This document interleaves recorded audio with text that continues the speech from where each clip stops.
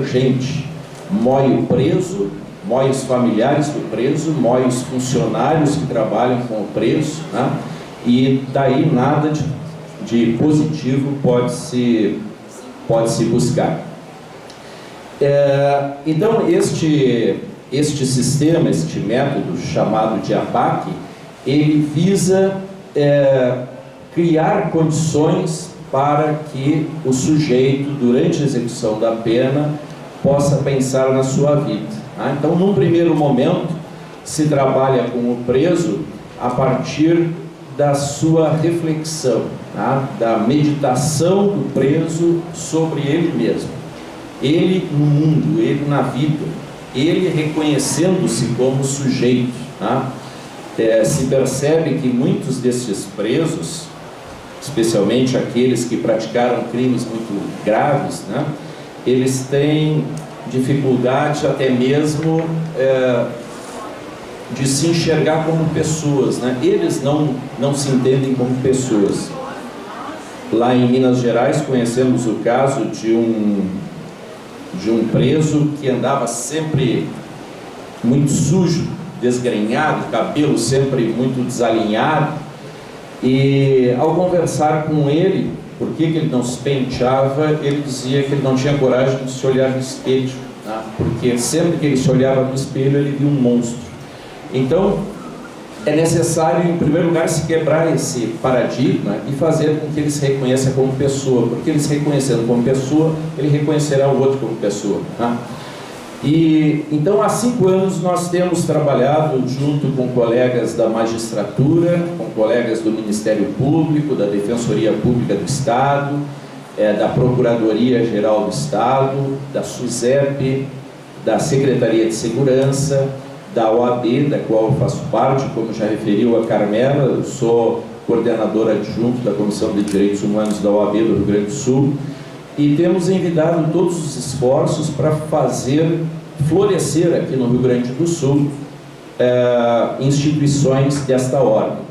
Nessa semana que passou, nós trabalhamos na elaboração de uma carta de intenções que deve ser assinada pelo governador do estado na próxima semana, juntamente com o presidente do Tribunal de Justiça e com o Procurador-Geral de Justiça do Rio Grande do Sul, no sentido de tornar esta medida uma medida de política pública do Rio Grande do Sul, né? Um incentivo às ABACs. Nós já temos ABACs formadas aqui no Rio Grande do Sul, em Canoas, foi a primeira, em Porto Alegre, em Três Passos e em Pelotas. Tá? Na sexta-feira passada estivemos em Palmeira das Missões, que também está interessado em formar um núcleo lá, e assim a gente tem espraiado essa ideia de se formar núcleos, então, de execução penal mais humanizada. Tá? Vou aproveitar, inclusive, para convidar aqueles que se interessam por esse assunto. No dia 20 e 21 de novembro, semana que vem, nós vamos ter um seminário que vai ocorrer lá no Ministério Público, nas Torres Gêmeas, na Avenida Aureliano do Figueiredo Pinto, né? Um seminário, manhã e tarde, nesses 2 dias, é gratuito, para aquelas pessoas que têm interesse em conhecer este novo paradigma, esse sistema revolucionário, que abre mão de agentes penitenciários e de polícia. Ele trabalha exclusivamente com um pequeno grupo de funcionários, de empregados, que vão cuidar das tarefas administrativas, voluntários e os próprios presos. E é necessário a gente ver para crer, né? A primeira crítica que aparece a esse sistema é: como assim, cara pálida, entregar a prisão para os presos? Bom, mal sabem as pessoas que as nossas prisões já estão entregues aos presos, só que a partir do Código de Conduta das facções criminosas, né? E isso é que a gente tenta quebrar, e Minas Gerais já mostrou que isso é possível. Lá já existem 43 ABACs em funcionamento. Os resultados são excepcionais, enquanto o índice aceitável já que não há uma possibilidade científica de se mostrar efetivamente qual é o índice de reincidência, né? Mas um índice que é aceitável é de 70% de reincidência por quem passa pelo sistema penitenciário. Quando o sujeito cumpre a sua pena submetido ao método APAC, esse índice cai para menos de 10%. Eu acho que só por isso vale a pena a tentativa, né? Porque se é verdade que a gente não sabe exatamente onde nós poderemos chegar com o método, por outro lado, nós sabemos onde nós estamos chegando com o método tradicional. Então, era isso aí. Muito obrigado. E passo a palavra, então, à minha querida ex-aluna, Valdete.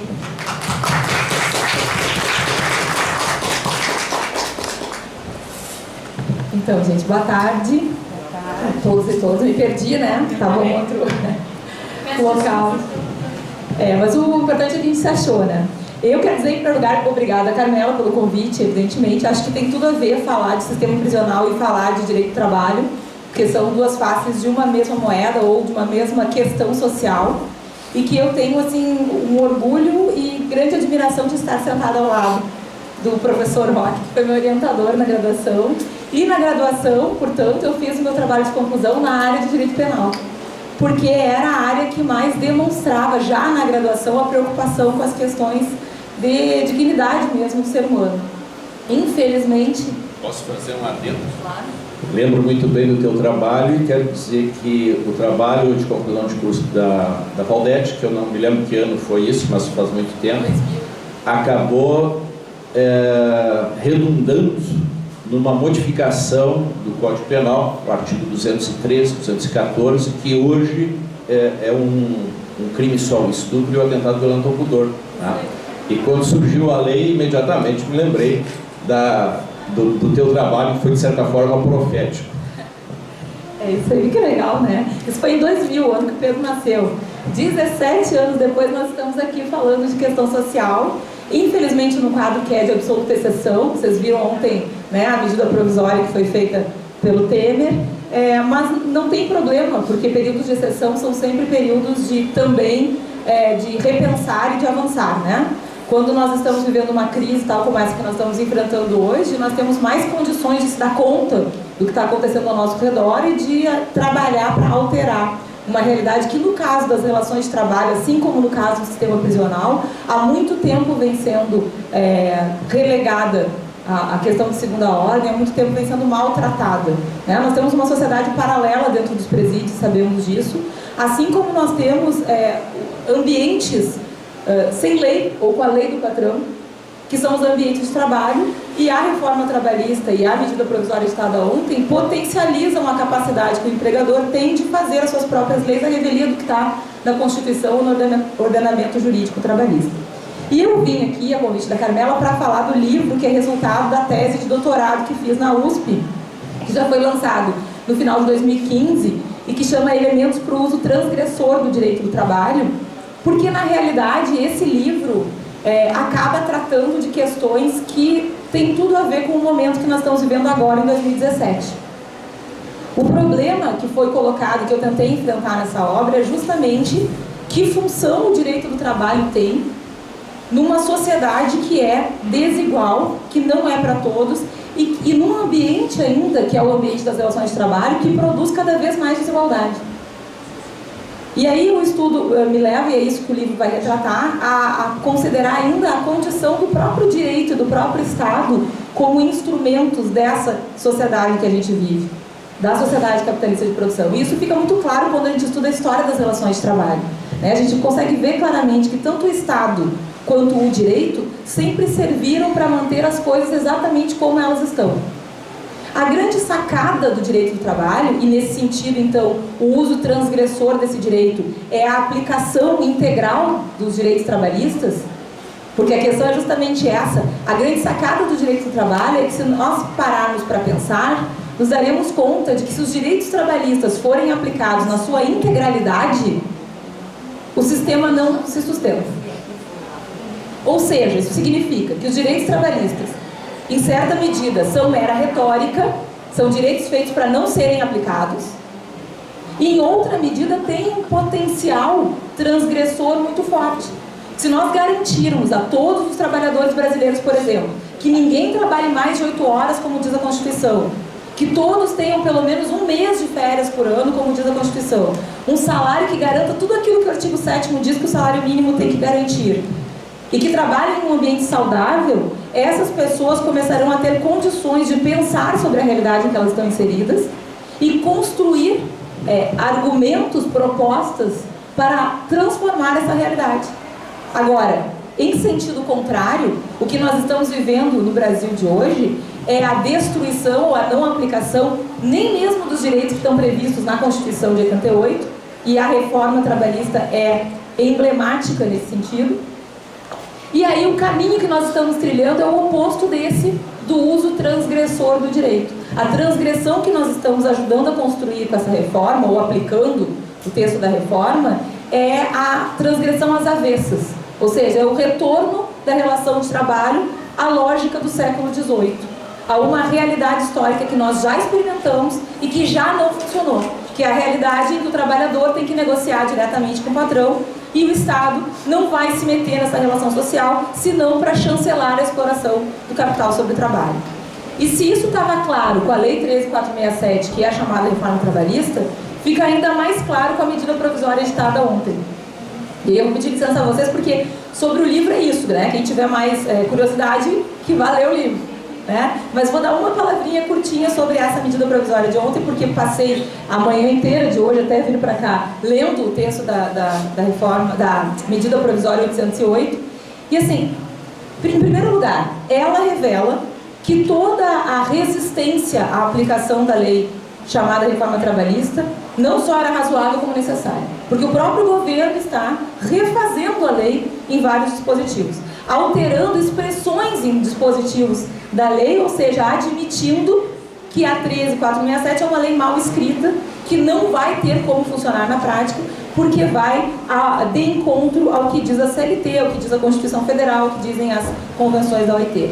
E, em segundo lugar, a medida provisória tenta consertar algumas coisas a partir do que foi discutido pelos juízes e advogados. Isso nos dá a medida do estado de exceção que a gente está vivendo. Quer dizer, a gente faz uma lei para dizer que terceirização pode em qualquer caso, 13.429. Aí faz uma lei de reforma trabalhista mudando a lei que tinha sido aprovada há um mês atrás, que é essa da terceirização.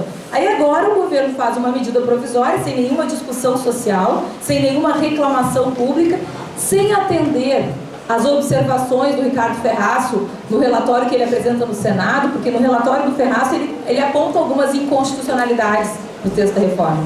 Mas a medida provisória não se preocupa com essas questões. Ela se preocupa em tentar responder às críticas que estão sendo feitas ao texto da lei. Então, o que isso nos mostra? Que realmente, como enfrentado aqui no livro, nós estamos vivendo um período de esgotamento de instituições. Nós estamos vivendo um período em que o Estado não atende mais aquele conceito clássico, idealizado no século XVIII, de um Estado de 3 cabeças, em que os poderes se respeitam, né, e se autolimitam. Nós estamos vivendo um período em que talvez esse modelo de sociedade que a gente tenha já não sirva mais. O problema é que, para ultrapassar essa fase de crise que nós estamos vivendo, não serve fazer terra arrasada, que é o que parece pretender o governo atual. Defender direitos trabalhistas, e daí eu vou terminar para dar espaço para o Gustavo e não passar muito do meu tempo, vou fazer um link com a fala do Roque. Defender direitos trabalhistas é defender a condição humana com dignidade. Ao mesmo tempo em que a gente tem que se preocupar em não permitir que as pessoas que estão encarceradas sejam tratadas como animais, a gente não pode permitir que dentro de uma relação de trabalho as pessoas sejam tratadas como animais.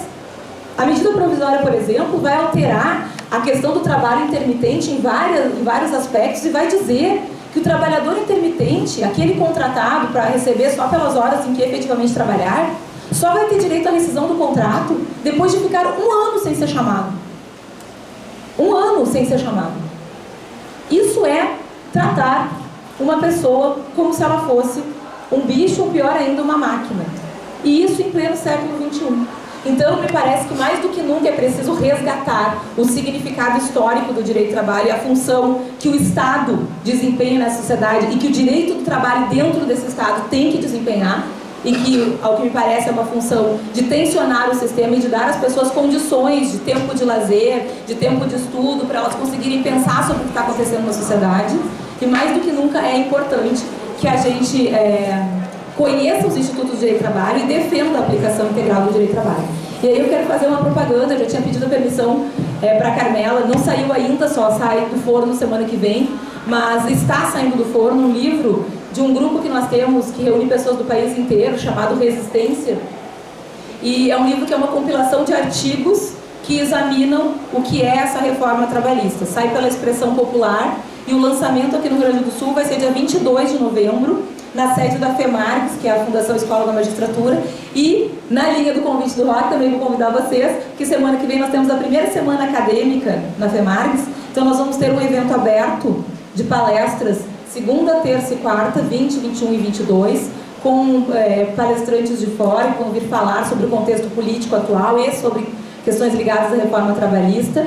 E no dia 20, sempre à noite, das 19 às 22, e no dia 22 de novembro, quarta-feira, às 18 horas, o lançamento deste livro e de um outro livro também analisando a reforma, que vai ser lançado por advogados e juízes aqui do Rio Grande do Sul, que também é uma compilação de comentários a essa Lei 13.467. Obrigada pela atenção de vocês e agora eu passo para o Gustavo.